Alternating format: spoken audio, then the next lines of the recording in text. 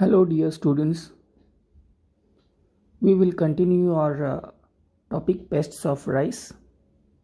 In our previous lecture, we saw rice stem borer or yellow stem borer. We'll briefly take a look of that pest. Rice stem borer is a Scirpophaga incertulus, belongs to family Pyralidae and order Lepidoptera. It is known as a monophagous pest of rice. So this pest having a conspicuous marks on their forewings at the middle of their forewings, which is a key identification mark. Since its name stem borer, this pest cause damage to the stem and bore inside the stem and feed inside the stem, which results in formation of dead herds. In latter stage, it forms hollow ears or white ears which do not possess the grains.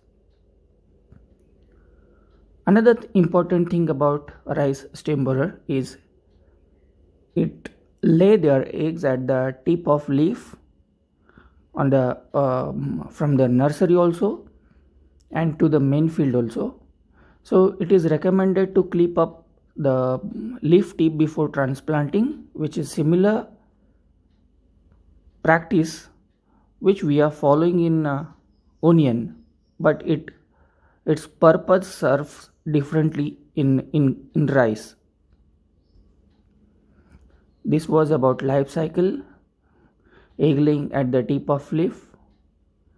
Larvae bore inside the stem and feed internal content of soft part of stem. It pupates inside the stem and adults are get emerged out from the exit hole.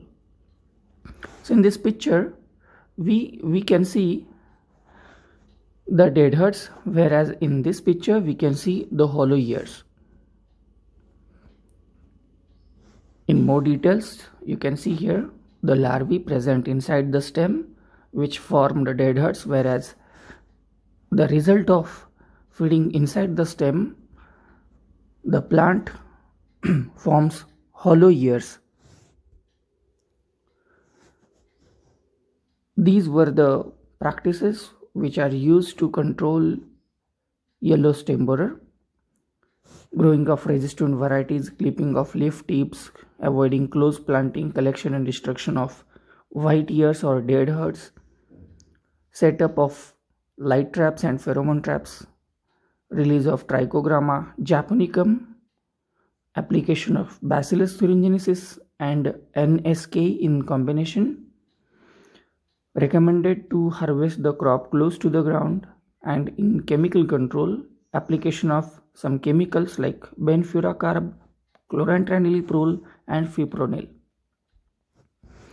So today we are going to see our next pest, that is rice gall midge, Urseolia oryzae. It belongs to family Cecidomyidae or the Diptera. This pest is distributed in all areas where rice is a major crop. Mostly it occurs in Kharif. A fly is small mosquito-like which measures about 3 to 3.5 millimeter long. Female has bright orange red abdomen with a reddish telescopic body. Males are darker and smaller. The adult's longevity is about 1 to 3 days. Here you can see in the life cycle, eggs are laid singly or in the group of 2 to 6 eggs just below or above the ligule, that is leaf blade or leaf sheath. Can you remember what the leaf sheath is? I'll try to mark. Consider this is a leaf sheath, and from this leaf sheath that leaf blade is get raised. So, and this is the midrib. So this pest lay their eggs just below the ligule and in the leaf sheath. A single female lays about 300 eggs. The reddish elongated eggs hatch in 3 to 4 days. Maggot, which is pale reddish or apodous, moves downwards to the shoot apex without boring into the plant tissues. So it migrates that small maggot migrates toward the stem, and it bores inside that stem. Throughout its development, it feeds at the base of apical meristem, leading to the separation of apical meristem. And apical meristem, or we can say a growing point of rice plant. Formation of radical ridges from innermost leaf and elongation of leaf sheath is occur. This elongation of leaf sheath is nothing but a hollow tube-like structure made by the plant. This elongated leaf sheath is called as leaf gall in case of rice. So far we saw formed galls are spherical or spheroidal, which are hard in consistency. But here in case of rice, the gall is nothing but an elongation of leaf sheath. Please remember and note this thing. This could be asked in examination or in fill in the blanks. So finally the symptoms are hollow whitish to pale green cylindrical tubes in tillers known as gall, or also called as silvery shoot, or also called as onion shoot, bearing at the tip of green reduced leaf blade complete with ligule and auricles. So again, that important sentence, gall is a modified leaf sheath. So because of that, the vigorous subsidiary tillering, if infested, is nearly in a plant's early growth period. So this is about its nature of damage and life cycle. It pupates inside the infected leaf galls. So here in both the images you can see these are silvery shoots formed by Orsiolia oryzae. In a close look we can see these are the silvery shoots which is a result of damage caused by paddy gall fly. So it can be controlled with the help of certain practices. Among them, encourage early planting of the crop with quick growing varieties to escape the infestation. So quick growing varieties can get matured faster when the crop is get attacked by this rice gall midge in the early stages of the plant. That early stages get passed very rapidly, and plant reaches to the maturity in a shorter time. So encourage early planting of the crop, which means early planting reduces or skip the attack of rice gall midge in the coming days. Few recommended varieties are there like Shakti, Vikram, Surekha, IR36, Phalguna, Kunti, Shamli, Kavya, Orugallu, R650, 1820. These are few recommended varieties, and these varieties are given in our notes also. Remember these varieties while writing control measures. The another control measure in cultural control, that is plowing immediately after the harvest of the crop to avoid carryover of the pest, removal of alternate hosts. So this pest is known to attack on some cereal weeds also. So removing that cereal weeds could help us to reduce the population of gall midge.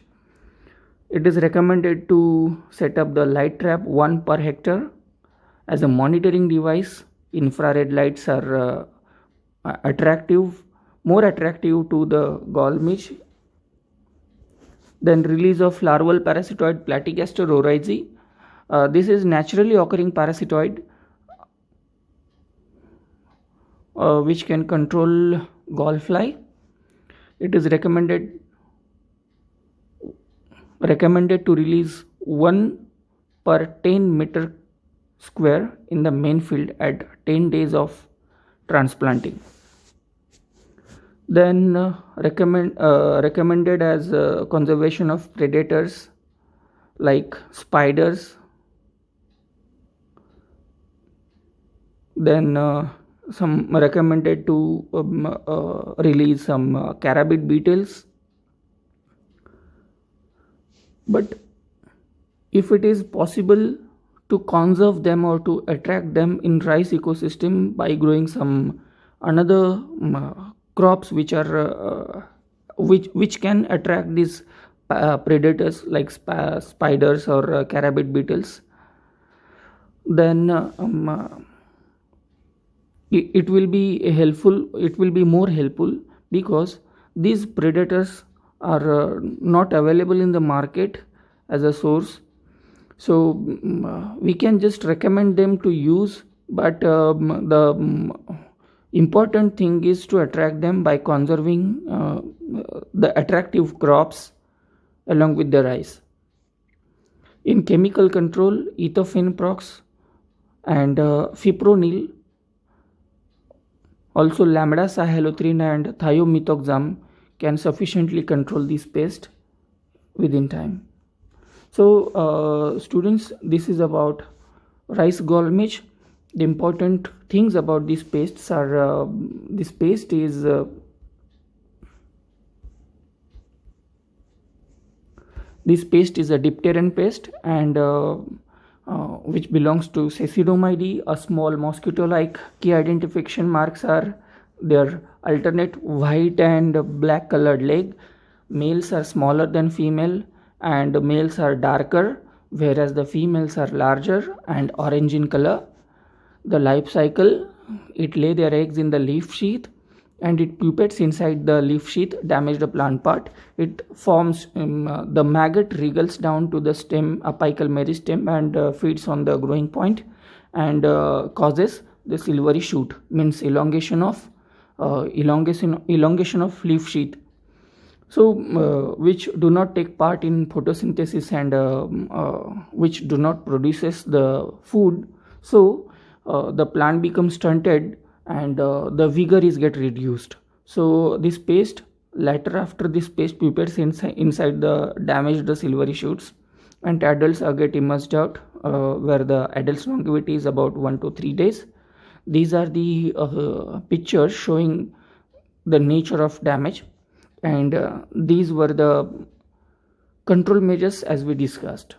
So we are going to move towards the another pest complex, that is sucking pest complex. There are 3 important plant hoppers or jacids which are collectively causing a huge damage to the rice plant. Among them, the first one is brown plant hopper. Its scientific name is Nil Parvata allusions, family Delphacidae, order Hemiptera. See, these are small brown colored, hence its name brown plant hopper, brown colored hoppers. In their nymphal and adult stages, they are causing severe losses. This Nil Parvata allusions is distributed in most of the rice tracts of India. Then the females are about 5 mm long and males are smaller, which measures about 4.5 mm long. Females exists in 2 forms. The fully winged females are called as macropteran wings. Here you can see a female having their 4 wings or hind wings collectively longer than their abdomen, This paste is called as Macropterus female, whereas some females are there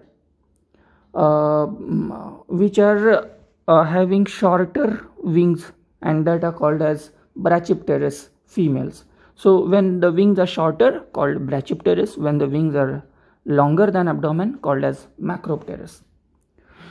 So in this picture we can see the types of egg.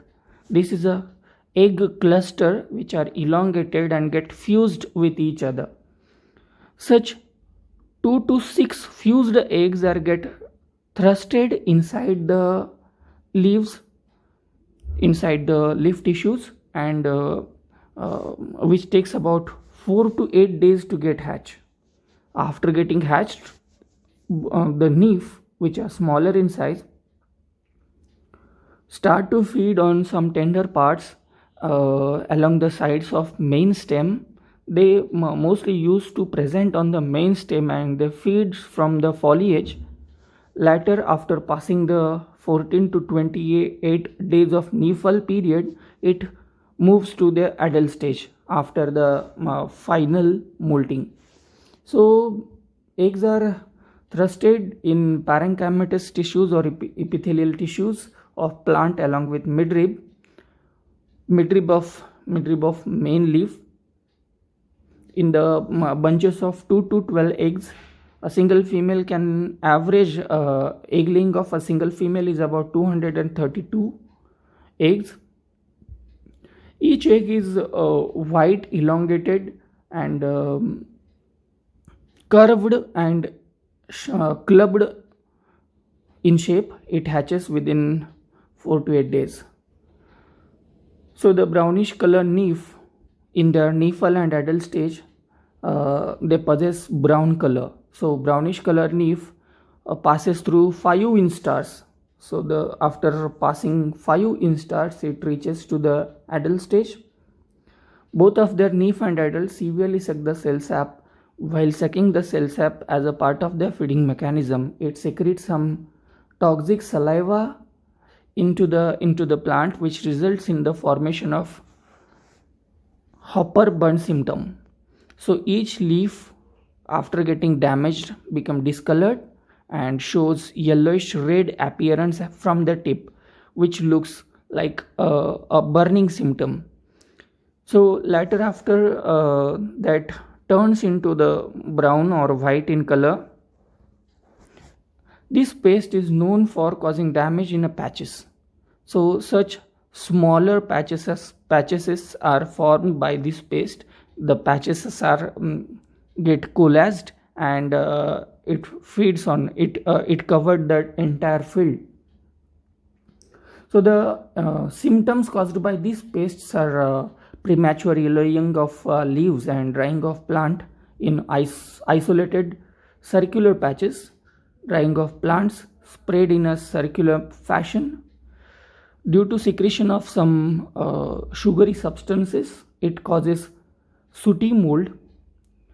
And another diagnostic symptom is we can see some exuvi at the base of plant.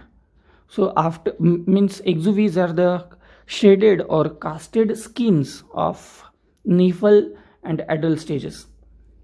Affected stems turns soft and are unfit for use as a straw. So these are brown plant hoppers are closely associated with the another plant hoppers called white-backed plant hoppers, and collectively they cause severe losses.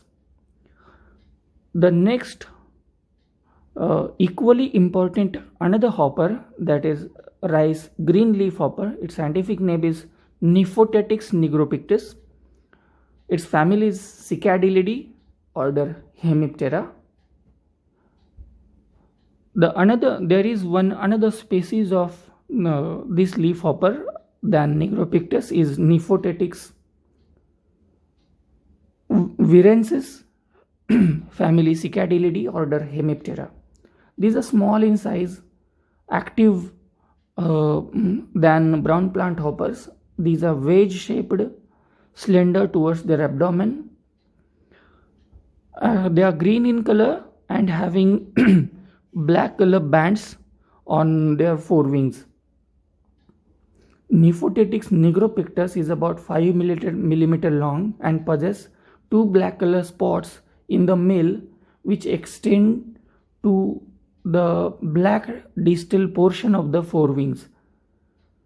The males have black tinge along anterior margin of pronotum shield and a black submarginal band on the crown of the head. Rice green leaf hopper, Nymphothetis nigropictus and Nymphothetis virensis. Among these two, Nymphothetis virensis is different in case of coloration than Nymphothetis nigropictus, and it can be easily distinguished by the black color spots in male which is not extending up to the black color distal portion of forewings, and also the absence of black color tinge on the pronotum and black band on the crown also. It causes more damage to the rice than Nymphothetis nigropictus. So this is a major difference in between Nymphothetis nigropictus and Nymphothetis virensis. Virensis species is more dangerous and do not possess any black color tinge or any black color coloration at the distal portion of wing. So this is a key distinguishing identification characters of both of these species.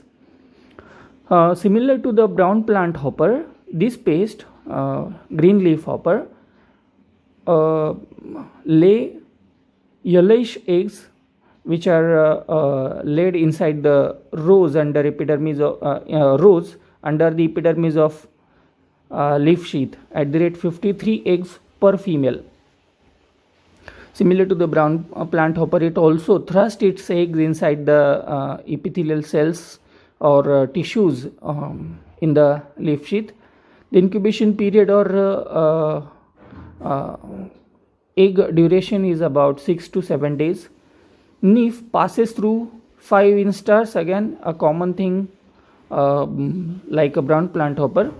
The adults become it becomes adult in 18 days and it takes about 24 days to complete their life cycle.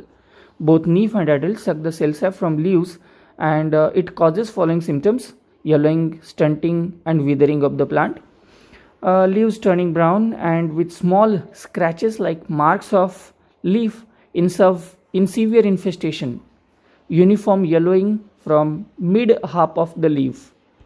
So similar to the brown plant hopper, it also causes yellowish red color from the tip, which leads to formation of hopper burn symptom. From their saliva, these are known to transmit some viral diseases also. Green leaf hopper transmit rice dwarf viral disease, also called as rice yellow dwarf, rice transitory yellowing and rice tungro viral diseases. In case of brown plant hopper transmit grassy stunt viral disease. Brown plant hopper transmit grassy stunt viral disease, whereas green leaf hopper transmit rice dwarf or yellow dwarf or rice transitory yellowing or rice tungro viral disease. The third and less important plant hopper is white backed plant hopper. Here we can see the Macropterus wing, which we have discussed in brown plant hoppers. These are white in color and always present on the sides of their main stem.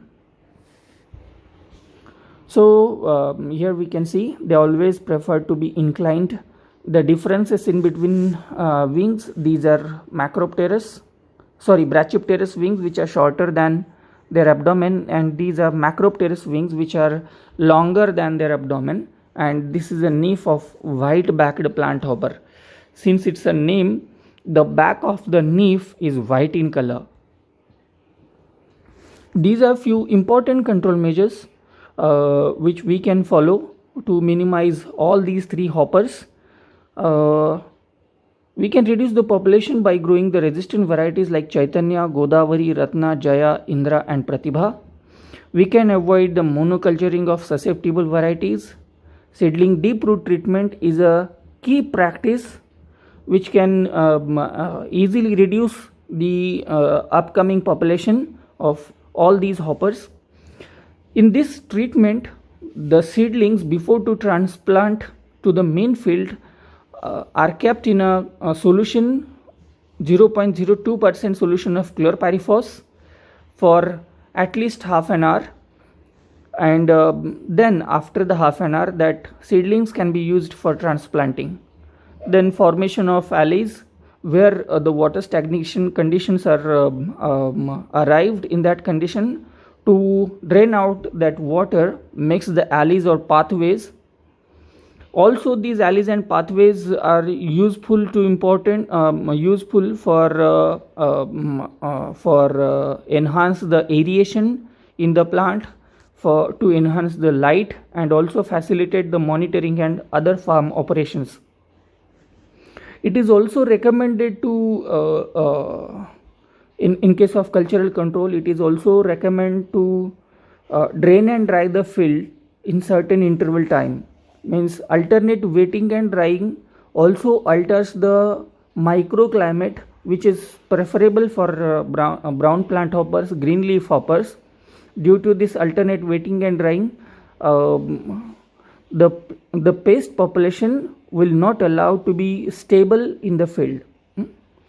So draining the field during middle of the season to suppress the pest population, as we discussed. After the draining excess of water, we can reduce the humidity from the field, and in low humidity the built up of plant population is get reduced. We are suggesting few predators like Coccinella arcuata or Anagrus species or Oligoceta species or Haplogonatopus orientalis. These are important predators or predatory bugs which can be conserved to minimize these hoppers. In case of chemical control, we can use ethofenprox or acephate at the rate 1.5 gram per liter of water, or also imidacloprid and ethiprol in combination sufficiently kills the population of all these three hoppers. Our next pest is rice hispa. It's a coleopteran pest and its family is different than other important coleopteran pests. Its scientific name is Dicladispa armigera. It belongs to family Hispidae and order Coleoptera. These are small olive colored squared beetle. We can say it is in a square shape, so that's why it is called as square beetle, and also it possesses some spines, so it is also called as spiny beetle. This is a small beetle. In their larval stage and in their adult stage, in both the stages they are causing severe losses. This is a minor pest, but sometimes it become major. In Andhra Pradesh, in West Bengal and Bihar, it caused some serious damages. It attacks on young rice plant, and it is also known to attack on sorghum, maize, bajra, sugarcane and some other cereal grasses. This beetle is about 4 to 5 mm long, squared, bluish in color or olive in color, shiny, which also possess the spines on thorax and on their elytra. Adults scraps over the green portion of leaf, which results in formation of white color patches on the leaf, whereas the grub is caused damage as a leaf miner.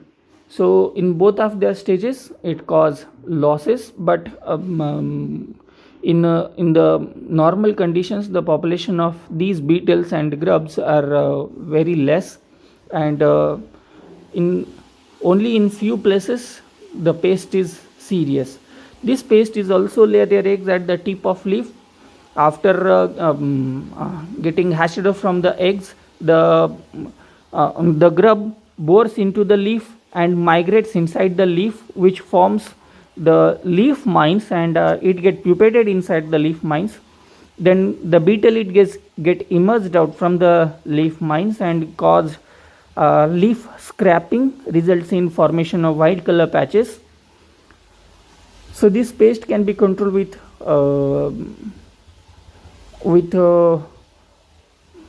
similar insecticides recommended for leaf hoppers, or also can be controlled with monocrotophos or chlorpyrifos. The grubs are get parasitized by Bracon bravicornis. Clipping of leaf tip before transplanting to the main field is a key control technique to control this rice hispa. Another earhead damaging pest is rice earhead bug. It is also called as Gandhi bug, since it emit some offensive or unpleasant smell when anyone try to disturb that pest, and hence it is called as Gandhi bug. Its scientific name is Leptocoryza oratorius, Coridae family, order Hemiptera. These are again olive color, elongated, slender bugs having conspicuous hemi-elytral wings and elongated legs. They are having elongated antenna. This pest is distributed in all the rice cultivable areas, and it is a regular pest in certain parts of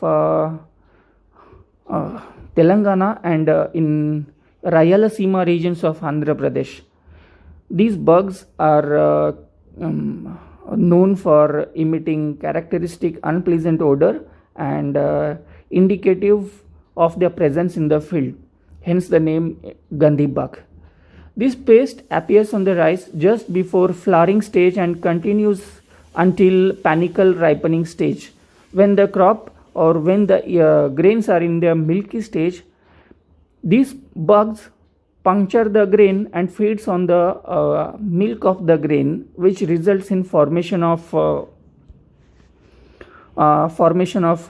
sooty mold on the grain, and formation the grain turns into the brown, which is unfit for consumption. So hand nets can be used to collect and destroy these pests. These pests are controlled with any chemical which we have suggested previously to control previous pests. The important pest after the earhead bug is rice leaf folder. We are going to see some different foliage feeder pest, and among them this is rice leaf folder. It folds the rice leaf, hence its name is rice leaf folder. Nephalocrosis medinalis is its scientific name, and it belongs to family Pyralidae, order Lepidoptera. This is widely distributed in India, occurring in all rice growing tracts. Moth is smaller with wingspan about 15 mm, brownish orange colored, with light brown wings having two distinct dark wavy lines on forewings. Here you can clearly see the wavy lines on forewings and hindwings too. So this is a key identification mark of this pest. This pest lay about 100 to 150 eggs, which are flat oval, which are yellowish in color, and this pest lay singly. The eggs are laid singly under the surface of tender leaves, which get hatched within 4 to 7 days. The larva folds 3 to 4 allied leaves of young plants, and present inside that folded leaves, and scrap the leaves internally, which turns the white color patches, with the affected leaf portion turns into the white, which do not take part in photosynthesis. So lacking in chlorophyll, the plant shows stunted growth.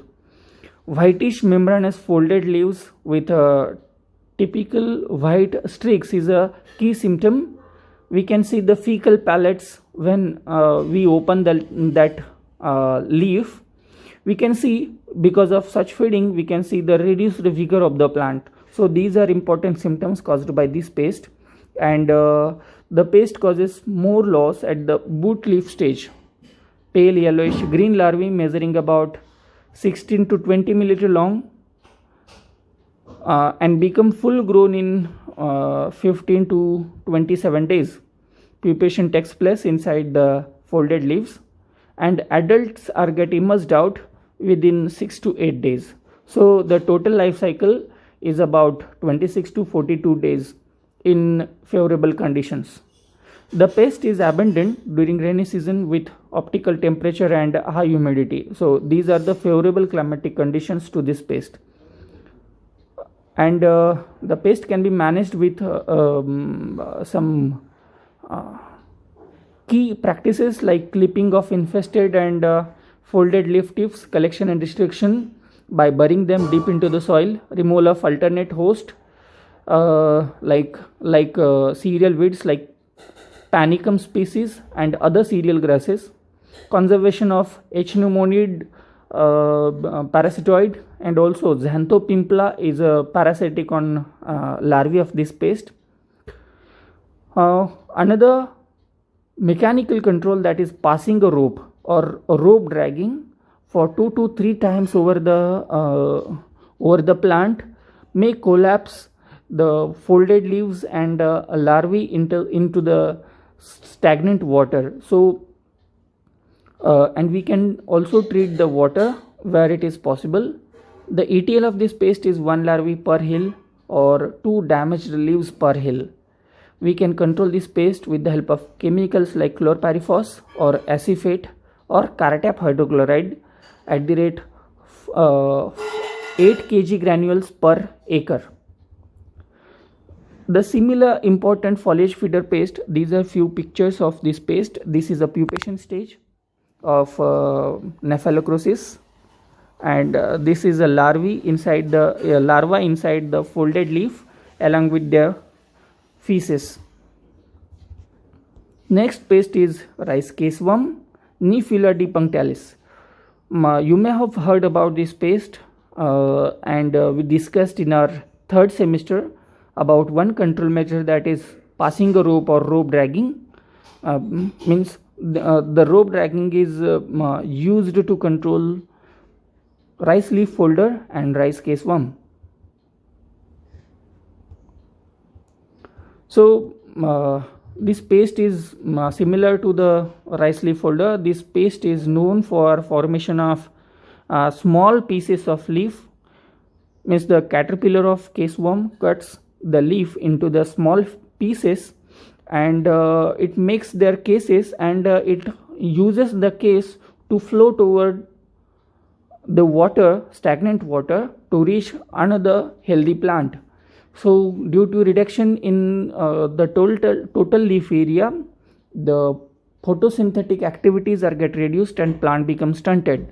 So as similar to the leaf folder, it causes damage and can be controlled with the same techniques. Rope dragging is a common practice which is used to control this pest. Another important pest which is not so serious, but sometimes it occurs in a huge population. It's a swarming caterpillar. Scientific name is Podoptera mauricea. Its family is Noctuidae, order Lepidoptera. It is similar to the Spodoptera litura. Their wings are brownish in color and having irregular spots or irregular markings, whereas their hind wings are whitish in color, or clear whitish colored hind wings are there. The conspicuous black color series spots are present on the back of the larva, which are key identification marks, and such type of markings are present on both the lateral sides of Spodoptera mauritia. This pest lay about 300 to 500 eggs in the cluster, and after getting hatched, all the caterpillars, newly hatched caterpillars, feeds on a single plant, and then it moves to another. So it causes damage as similar as army worms. So nowadays, as army worms are causing severe losses on maize, so same kind of damage are caused by swarming caterpillar. It makes the swarm and feeds on a single plant and move to another plant. It devours that entire plant, and in this way it make the field means it feeds on the entire field in severe cases. So these are some important pest infesting paddy, and all these pests are very serious at some places, and it effectively, if we adopt the recommended control measures, then we can effectively control all these pests. So dear students, this is about the pests infesting paddy. Since paddy is a major content of our syllabus, contributing a good share of mark, so I would like to suggest you to prepare an IPM report. I will also share a video link, a video which is made by ICAR as IPM of paddy. Please find a link of that in the description. Also in the description I will keep the entire theory notes of this pest. So thank you so much for watching. Please subscribe our ADT's teaching channel, and press the bell icon to get the notifications regularly. Thank you so much.